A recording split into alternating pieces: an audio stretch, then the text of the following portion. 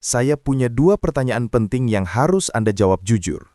Berapa kali dalam semalam Anda harus terbangun untuk bolak-balik ke toilet? Dan apakah kebiasaan ini sudah mulai merenggut kualitas tidur dan keceriaan pagi Anda?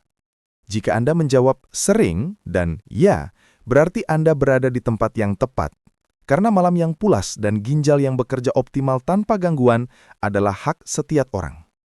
Di video kali ini, kita akan membongkar rahasia sederhana untuk mengatasi masalah yang sangat umum.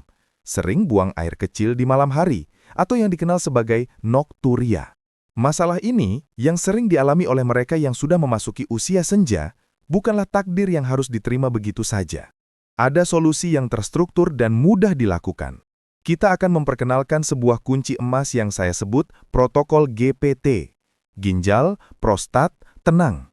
Ini adalah kerangka kerja 3 pilar yang terbukti membantu pasien saya kembali tidur nyenyak, kadang hanya dengan bangun sekali saja menjelang subuh, bahkan setelah bertahun-tahun tersiksa harus bangun 4 hingga 6 kali.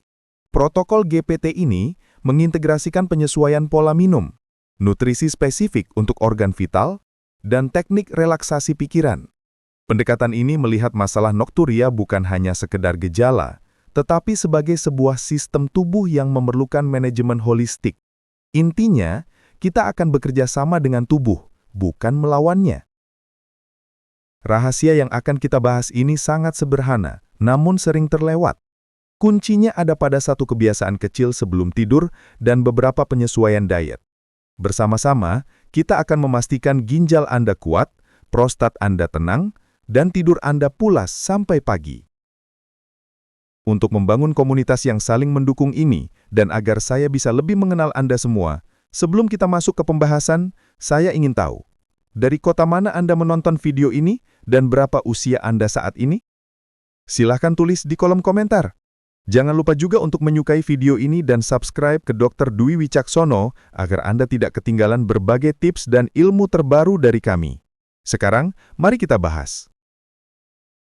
Sering terbangun 4 hingga 6 kali dalam semalam karena keinginan untuk buang air kecil adalah masalah yang sangat mengganggu.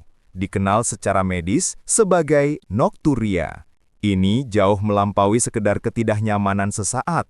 Ini adalah gangguan serius terhadap siklus tidur yang sehat dan restoratif.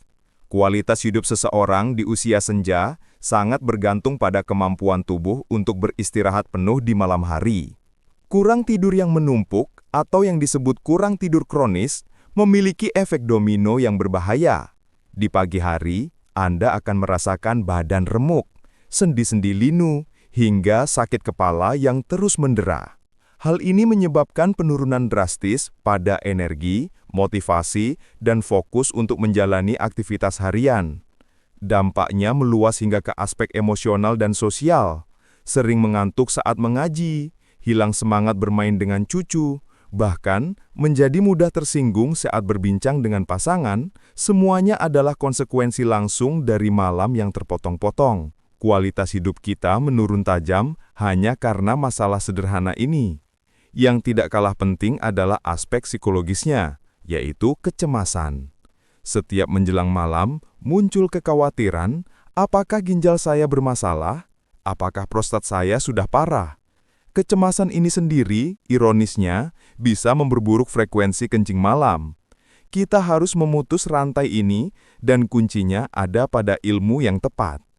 Kesalahan fatal yang paling umum dilakukan oleh banyak orang saat ingin mengurangi kencing malam adalah mengurangi asupan minum mereka sepanjang hari. Ini adalah pemahaman yang keliru dan berpotensi berbahaya bagi kesehatan Anda. Ginjal dan fungsi tubuh kita di usia senja sangat bergantung pada cairan yang cukup untuk metabolisme dan pembersihan. Mengurangi minum seharian penuh justru dapat menyebabkan ginjal bekerja lebih keras karena harus menyaring cairan yang lebih pekat, dan ini berisiko memicu masalah kesehatan lainnya.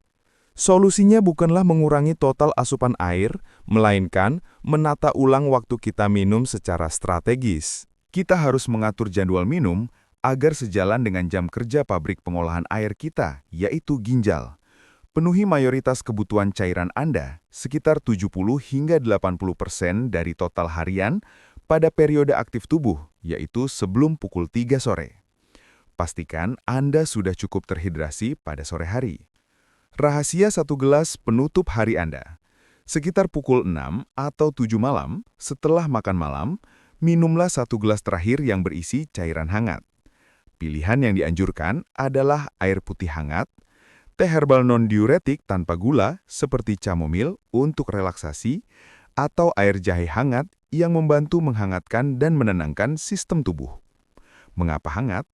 Karena cairan hangat cenderung lebih cepat diserap dan memiliki efek menenangkan. Setelah Anda mengonsumsi satu gelas hangat ini, disiplinlah untuk menghentikan asupan cairan dalam jumlah besar hingga Anda bangun di pagi hari.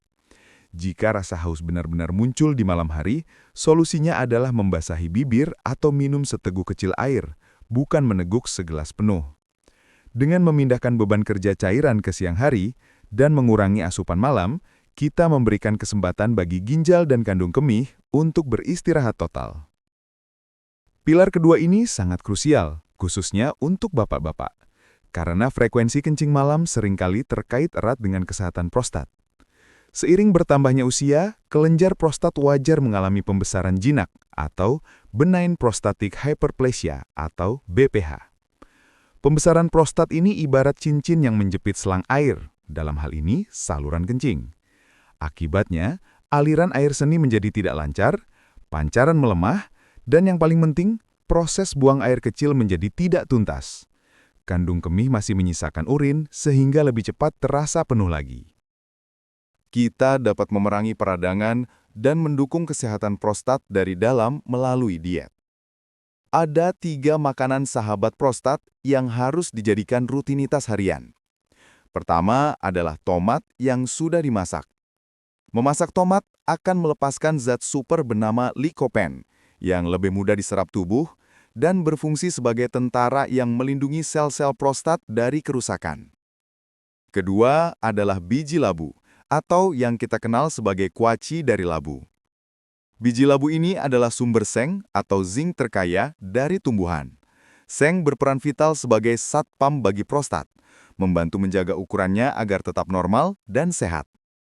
Ketiga, jangan lupakan ikan kembung atau sarden.